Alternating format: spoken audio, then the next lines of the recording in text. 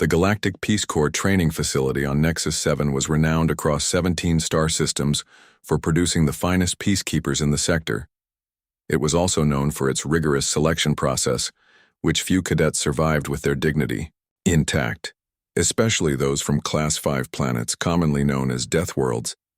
Drill Sergeant Volk, a towering blue-skinned Uranian with 4 gleaming eyes, stood before the newest batch of recruits with mandibles twitching in anticipation. Among them was Cadet Tom Reed, the only human in the group and the first Deathworlder to be accepted in 3 standard cycles. "Listen up, worms," Volk bellowed, his translator amplifying his chittering voice. "You think you're special because you made it this far? Let me assure you, 80% of you will wash out before graduation." The alien cadets trembled. Tom did not. Earth's gravity was 3 times stronger than Nexus 7's, and he found himself bouncing slightly with each step. Everything felt lighter here, including the threatening aura of the drill sergeants. Volk noticed this lack of fear and narrowed his compound eyes. Deathworlder, front and center. Tom stepped forward, standing at attention. At 6 feet tall, he towered over most of the other species, though Volk still had him beat by a foot. "Think you're tough because you survived a planetary hellscape?" Volk hissed, spraying acidic spittle that Tom carefully avoided. "We have something special planned for your kind." The next morning, the cadets were marched to a massive steel containment facility at the edge of the training grounds. A dozen drill sergeants, including Volk, stood nervously by the entrance. "Today's exercise is simple," announced Commander Grek, a gelatinous being who quivered with each word. "Inside this facility is a Targaryen beast, a predator so vicious it's been banned in every civilized system. Your task is to observe it from the safety of the overhead walkways and document its behavioral patterns." A murmur ran through the cadets. The Targaryen beast was legendary. 8 feet of muscle, claws, and teeth with a neural toxin that could paralyze most sentient species with a scratch. "Reed," Commander Grek called out. "Since Deathworlders claim to be so tough, you'll take point on this exercise." Tom nodded, face expressionless. The other cadet stepped away from him as if he'd already been marked for death. Inside the facility, the cadets climbed to the steel mesh walkways suspended 20 feet above the floor. Below them, in a pit of red sand, lay the beast, a hulking mass of gray-green flesh with 6 limbs ending in dagger-like claws. Its elongated head housed 3 rows of jagged teeth, and a ridge of poisonous spines ran down its back. "Begin observations," ordered Volk, safely ensconced behind triple-reinforced glass in an observation booth. The cadets activated their datapads. Tom, however, stared intently at the creature below. Something seemed off. The beast wasn't raging. As the briefing had suggested, it was curled inward, its breathing labored. "Sir," Tom called out. "Permission to descend for closer observation." The control booth erupted in alarmed chittering. "Denied, cadet," Volk shouted.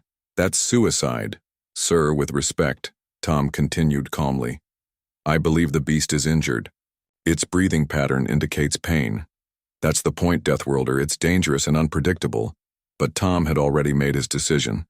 While the sergeants argued among themselves, he lowered himself from the walkway, dropping the last 10 feet to land with a soft thud on the sand. The beast's head snapped up, its 6 eyes focusing on Tom with predatory intensity. The observation booth went silent. Even the other cadets held their breath. Tom stood perfectly still, keeping his hands visible and his stance non-threatening. The beast growled, a low rumble that vibrated the sand beneath his feet.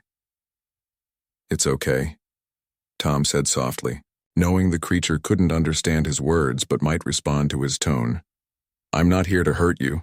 The beast rose to its full height, towering over Tom. The drill sergeants were frantically trying to activate the facility's defense systems, but they'd never had to use them before. No one had been stupid enough to enter the pit. Tom took a slow step forward. The beast hissed, displaying its rows of teeth. Then Tom did something that made every alien in the observation booth gasp. He sat down cross-legged in the sand. "He's lost his mind," Volk sputtered, but Tom remained seated. As the beast circled him, sniffing the air, he noticed it was favoring its left hind limb. There was something embedded there, a shard of metal likely from the transport container that had brought it to the facility. The beast approached, its hot breath washing over Tom's face. He didn't flinch. Instead, he slowly extended his hand, palm up. The sergeants were now frantically pounding on the glass, their voices unintelligible through the reinforced barriers. The beast sniffed Tom's hand, then made a sound unlike its previous growls. A soft whine. It turned and presented its injured limb to Tom. With careful movements, Tom examined the wound. The metal fragment had dug deep, causing infection. No wonder the creature was agitated. He looked up at the observation booth. "I need a medical kit," he called out. No one moved. They were frozen in disbelief. Tom sighed and tore a strip of fabric from his uniform. With a swift motion, he extracted the metal shard and quickly bound the wound, applying pressure to stop the bleeding. The beast let out a roar that shook dust from the ceiling, then collapsed onto its side, breathing heavily. Tom stroked its armored hide gently. After a few moments, the creature's breathing steadied and it nudged Tom's hand with its massive head. "See? Not so monstrous after all," Tom said, looking up at his fellow cadets who stared down in shock. "Just scared and hurt, like most dangerous things in the universe." When he finally climbed back to the walkway, carrying samples of the infected tissue to be analyzed for proper treatment, he was met not with congratulations, but with horror. "Do you realize what you've done?" Commander Grech quivered violently. "That beast has killed 23 trainers. It was supposed to teach you fear." Tom looked back at the creature, now resting peacefully. "With respect, Commander, perhaps it was teaching the wrong lesson. On Earth, we learned long ago that understanding can be more powerful than fear." The story spread quickly throughout the facility. The Deathworlder who tamed the untamable. The human who showed compassion where others saw only threat. The drill sergeants watched Tom with new wariness, not because they feared him, but because he had revealed something about themselves they hadn't wanted to see. And the beast? It made a full recovery and became the most effective training tool the Peace Corps had ever had, though now it was used to teach empathy rather than fear.